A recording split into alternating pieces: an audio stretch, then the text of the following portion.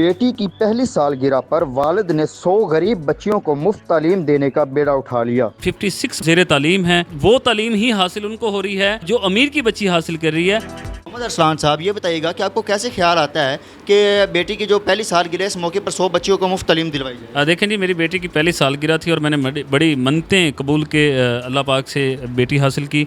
और ये मैंने अज़म किया कि जब मेरी बेटी की पहली सालगिरह से मैं 100 मुस्तहिक बच्चियों को तालीम मुफ्त दिलवाऊँगा। 56 बच्चियाँ ऐसी हैं जो ज़ेरे तालीम हैं और इस वक्त तालीम हासिल कर रही हैं।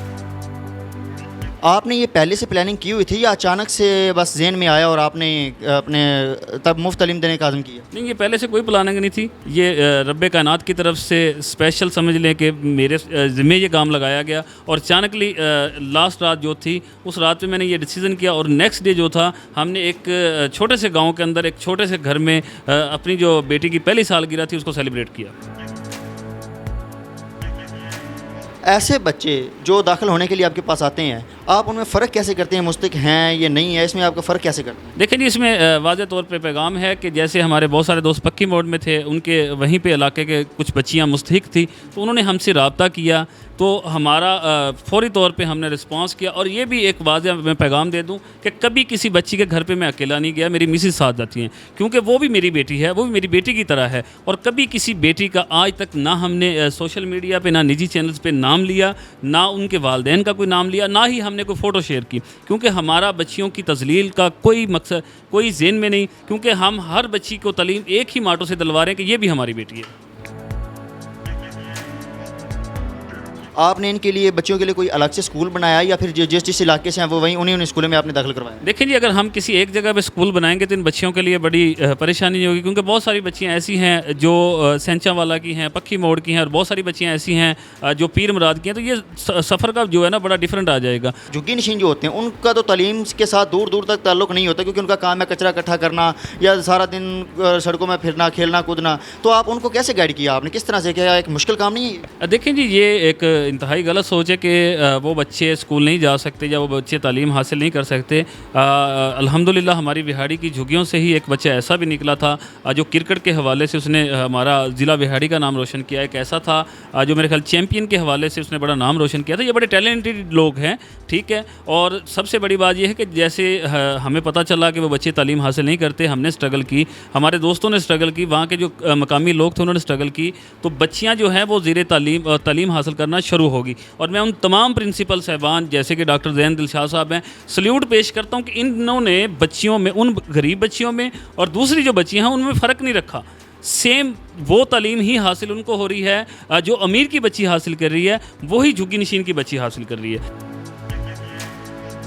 आपने एक इतना बड़ा फ़ैसला लिया है, इसमें अखराजात भी होंगे, आपको पता मालूम है, फाइनेंशियली तौर पे भी स्ट्रॉन्ग होना लाजमी है। तो आप क्या काम क्या करते हैं? देखें जी, रियल एस्टेट का मेरा अपना बिज़नेस है अल्हम्दुलिल्लाह। इसके साथ मेरे जितने दोस्त हैं, जैसे ही उनको इस अच्छे इक़दाम का पता चला तो वो भी मुझे फाइनेंशियली तौर पे ना सिर्फ मुझे सपोर्ट कर रहे हैं, बल्कि उनके ज़िम्मे लगा दिया गया है कि ये 10 से 20 बच्चियाँ जो हैं ये आपके ज़िम्मे हैं और 30 बच्चियाँ इनके स्कूल में ज़ेरे तालीम हैं जो मुस्तहिक हैं, ठीक है। तो अल्हम्दुलिल्लाह 20 बच्चियों के एक्सपेंसेस जो हैं वो प्रिंसिपल साहब खुद अफोर्ड कर रहे हैं। तो अल्हम्दुलिल्लाह ये हमारा बेड़ा इंशाल्लाह बहुत जल्द 500 प्लस होगा।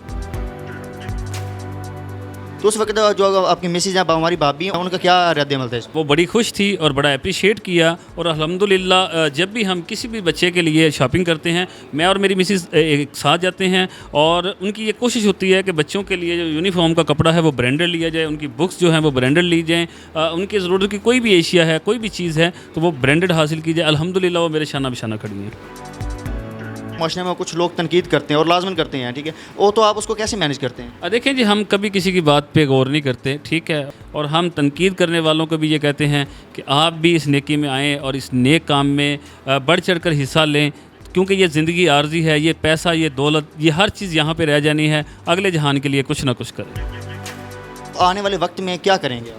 इंशाल्लाह हमारा ये एक अज़म है कि जैसे ही हमारा ये टारगेट कंप्लीट होगा, अल्लाह पाक इन बच्चियों को तालीम हासिल करवाएगा और ये बच्चियाँ ना सिर्फ अपने स्कूल, वालिदैन, बल्कि मुल्क और कौम का नाम रोशन करेंगी। इसके बाद नेक्स्ट स्टेप हमारा ये होगा कि जो ऐसी हमारी बहनें, बेटियाँ घरों में बैठी हैं, जिनके पास एक्सपेंसेस नहीं है शादी के हवाला से, जहेज़ के हवाला से, ठीक है, तो इंशाल्लाह हम उनके लिए इक़दामात करेंगे ताकि वो भी अपने घरों में बस सकें।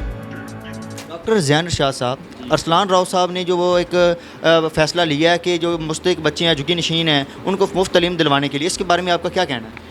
अरसलान साहब ने जो फ़ैसला लिया है, मेरे ख़्याल में हमारे बिहाड़ी के लिए बहुत ही फ़ख्र का और बहुत ही एज़ाज़ का इन्होंने काम किया है। और जैसे ही मुझे पता चला कि अरसलान साहब जो हैं एक ऐसा अच्छा इक़दाम उठा रहे हैं जिससे बेटियों को पज़ीराई मिली है, बेटियों को पज़ीराई मिलनी चाहिए भी, तो उस वक्त मुझे तो इतनी ज़्यादा खुशी हुई कि मैंने इनका नंबर ट्रेस किया, तो उसके बाद इन्हें कॉल की और स्पेशल कहा, एप्रिशिएट भी किया और इन्हें कांग्रेचुलेशन भी कहा कि हम आपके साथ खड़े हैं इस काम में। कैसे मैनेज करते हैं तालीम के हवाले से? जो स्कूल टीचर जो आपके पास है वो कैसे मैनेज करते हैं? मेरे स्कूल से बहुत सारी ऐसी बच्चियां थीं जो स्टडी की अपनी फ़ीस की वजह से, फ़ीस ना पे करने की वजह से उनके पेरेंट्स ने कहा कि हम अपनी बच्चियों को घर बिठा रहे हैं, और बच्चियां घर बैठ भी गई थी। जैसे ही अरसलान भाई ने मुझसे कॉन्टैक्ट किया तो मैंने कहा इंशाल्लाह अब आप मेरे साथ, आपका एक बाजू नहीं है, हम दो बाजू होकर चलेंगे। अल्हम्दुलिल्लाह के अरसलान भाई ने मुझे 10 बच्चियों का कहा था, लेकिन अल्हम्दुलिल्लाह कि इस वक्त मेरे पास 30 ऐसी बच्चियाँ हैं जिनको पेरेंट्स ने घर में बिठा लिया था, फ़ीस की वजह से, यूनिफॉर्म की वजह से और डेली जो बुक्स के खर्चे हैं, नोटबुक्स के खर्चे हैं। तो इनको एप्रिशिएट करने के लिए, इनका जो अमल है उसको आगे चलाने के लिए, तो अल्हम्दुलिल्लाह इस वक्त वो 30 के करीब जो बच्चियाँ हैं माशाल्लाह मेरे स्कूल में वो दोबारा इंटर हो गए हैं, दोबारा उनका एडमिशन हो गया।